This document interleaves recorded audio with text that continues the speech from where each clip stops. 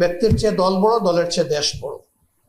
আমাদের কর্মকাণ্ড যেন সেইটাই প্রমাণ করে।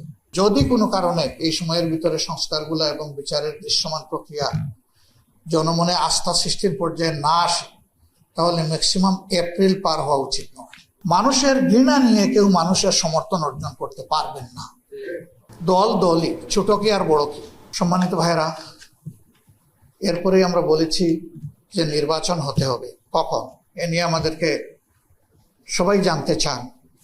আমরা বলেছি, সরকারের প্রধান উপদেষ্টা তিনি ঘোষণা করেছেন বারবার, একাধিকবার, এবছরের ডিসেম্বর থেকে আগামী বছরের জুনের মধ্যে নির্বাচন হবে। 6 মাসের একটা রেঞ্জ। এখানে আমাদের দেশের আবহাওয়া এবং কিছু পারিপার্শ্বিকতার ব্যাপার আছে। ফেব্রুয়ারির শেষ এবং মার্চের 3 ভাগের 2 ভাগ সময় জুড়ে রোজা থাকবে, তারপরে ঈদ থাকবে। এই সময়টা কোনো নির্বাচন সম্ভব নয়। সংস্কার যেটা কার্যক্রম হাতে নেওয়া হয়েছে তা যদি আন্তরিকভাবে গতিশীল করা হয় এবং যদি অংশীজনেরা সবাই সেরকম সহযোগিতা করে, আমরা মনে করি সরকারের ঘোষিত সময়ের ভিতরে সংস্কার সাধন করে নির্বাচন সম্ভব। এর জন্য 2টি সময়কে আমরা উপযুক্ত মনে করি। একটি হচ্ছে ফেব্রুয়ারি মাস রোজা শুরু হওয়ার আগে, আরেকটি হচ্ছে যদি কোনো কারণে এই সময়ের ভিতরে সংস্কারগুলো এবং বিচারের দৃশ্যমান প্রক্রিয়া জনমনে আস্থা সৃষ্টির পর্যায়ে না আসে, তাহলে ম্যাক্সিমাম এপ্রিল পার হওয়া উচিত নয়। কারণ এরপরে আবার কুরবানি আছে, এরপরে ঝড় বৃষ্টি, বাদল, বন্যা, দুর্যোগ, এগুলো আমাদের জাতীয় জীবনের অংশ। তখন একটা অর্থবহ নির্বাচন করা চ্যালেঞ্জের মুখে পড়ে যেতে পারে। এই জন্য এই বিষয়গুলা সংশ্লিষ্ট পক্ষকে বিবেচনায় নেওয়ার জন্য আমরা আহ্বান জানাব। সম্মানিত ভাইয়েরা, আমরা বরাবরের মতো আবারও খুব স্পষ্টভাবে বলতে চাই, জাতিকে বিভক্ত করার যে কোনো কূটকৌশলের আমরা সম্পূর্ণ বিরোধী। এই জন্য ধর্ম কিংবা অন্য যে কোনোর ভিত্তিতে এই জাতি আবার বিভক্ত হোক, এটা আমরা চাই না। এই ক্ষেত্রে আমরা সকলের প্রতি আহ্বান জানাব, জাতীয় স্বার্থে আমরা সবাই যেন জাতীয় স্বার্থের জায়গাগুলোতে এক এবং ঐক্যবদ্ধ থাকি। রাজনীতি দিয়ে যে স্লোগান দেই, আমরা যেন তার বাস্তব প্রতিফলন ঘটাই। ব্যক্তির চেয়ে দল বড়, দলের চেয়ে দেশ বড়। আমাদের কর্মকাণ্ড যেন সেইটাই প্রমাণ করে। 5 তারিখের পরিবর্তনের পর শহীদদের রক্ত পঙ্গু ভাই বোনদের প্রতি সম্মানের দাবি ছিল যে রাজনৈতিক দলগুলো তাদের সহকর্মীদেরকে সকল ধরনের সামাজিক অপকর্ম থেকে সুরক্ষা দেবে এবং এর মাধ্যমে জাতি সুরক্ষা পাবে। কিন্তু দুঃখজনকভাবে এই কাজটি আমরা সম্পন্ন করতে পারি। কোনো দল সম্পূর্ণ ব্যর্থ হয়েছে তাদের নিজেদের সহকর্মীদেরকে সামাল দিতে। এই জন্য যেখানেই যাই এখন শুনতে হয় রেট আগের চেয়ে বেশি। কেন রে ভাই, রেট আগের চেয়ে বেশি হবে? রেটই তো থাকবে না, থাকার কথা না। সর্বত্র এই কথা শুনতে হচ্ছে কেন? এমনকি এও শোনা যায়, চিহ্নিত অপরাধীদেরকে ধরে পুলিশ থানায় আসতে পারে না, তার আগে তদবিরকার থানায় চলে আসে। এই দ্বারা বন্ধ করতে হবে। মানুষকে বোকা মনে করার কোনো কারণ নেই। স্বয়ং জামাতে ইসলামের লোকেরাও যদি এটা করে, মানুষ জামাতে ইসলামকে ঘৃণা করবে।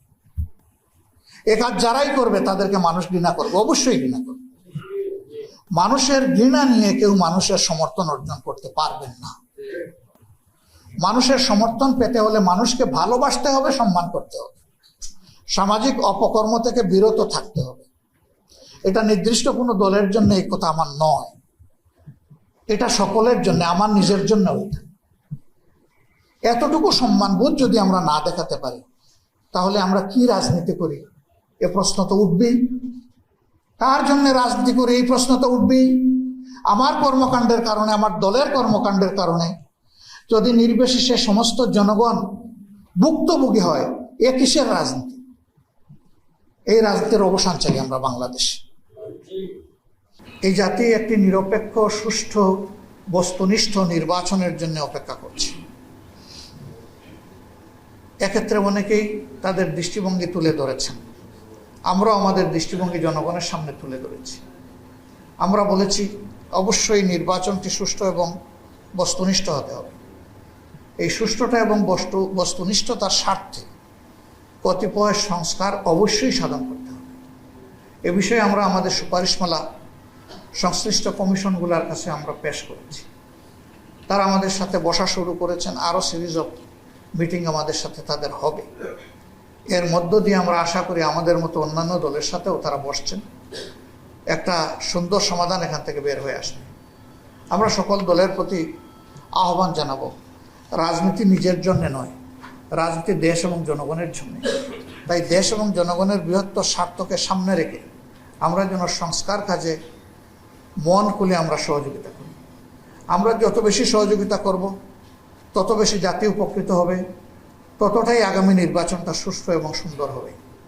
আর এখানে যদি সহযোগিতার কোনো ঘাটতি হয় তাহলে সব কিছু চ্যালেঞ্জে পড়ে যাবে, অনিশ্চিত হয়ে যাবে।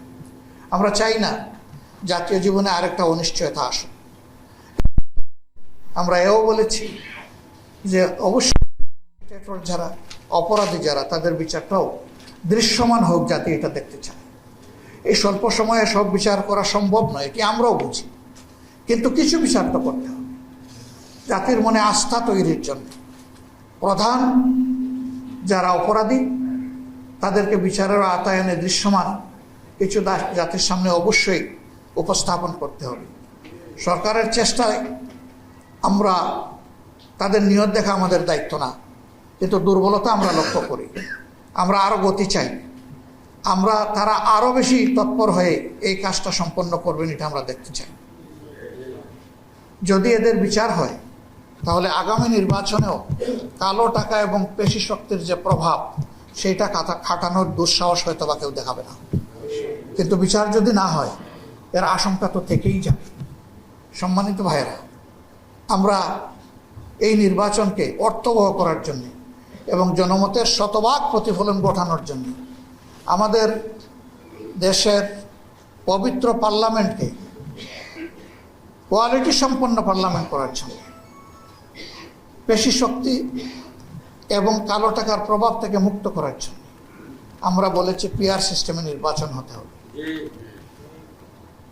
বিশ্বের 62টি দেশ এটা অনুসরণ করে এবং বেশিরভাগ দেশ হচ্ছে উন্নত দেশ বলে যারা পরিচিত, তারা সুফল পেয়েছে। এটা যারা একবার শুরু করেছে তারা আর বাদ দেয়নি। আমরা ট্রেডিশনাল নির্বাচন পদ্ধতি দেখে আসছি, তার মাধ্যমে সংসদের ভিতরে আইন প্রণেতা হিসাবে এমন ব্যক্তিরাও যান, আমি তাদের প্রতি শ্রদ্ধা রেখেই বলতে পারি, মেয়ের লেখা স্ক্রিপ্টও যারা পড়তে পারেন না তারাও সেখানে ঢুকেন সংসদ সদস্য হিসাবে। তারা কি আইন রচনা করে বাংলাদেশের মানুষকে দিবেন? তারা কোন আইনটির সংস্কার সাধন করার মতো এবিলিটি রাখেন? তারাও হয়তো অন্য কাজের জন্য স্ব ক্ষেত্রে তারা খুবই গুরুত্বপূর্ণ, কিন্তু এই জায়গাটা তো আইন প্রণয়নের জায়গা, আইন সংস্কারের জায়গা। এই জায়গাটায় অবশ্যই ওরকম ক্যাপাসিটি যাদের আছে তাদেরই যাওয়া উচিত। এই জন্য আমরা বলেছি যে আনুপাতিক প্রতিনিধিত্ব হিসাবেই সেখানে যাবে লোকেরা। ভোট যে যত পার্সেন্ট পাবে সেই হারে সে আসন পাবে। এতে করে কোনো দলকে ছোট এবং বড় বলার কারো সাহস হবে না। দল দলই, ছোট কি আর বড় কি, এবং কোনো দল কারো দয়ার পাত্র হবে না। সে তার নিজের পায়ে দাঁড়িয়ে সামনের দিকে এগিয়ে যাবে। যদি তার পা মজবুত না হয় আগামীতে মজবুত করার চেষ্টা করবে, জনসমর্থন বাড়ানোর চেষ্টা করবে, জনসম্পৃক্ত কাজে সে আরও বেশি নিজেকে পেশ করবে।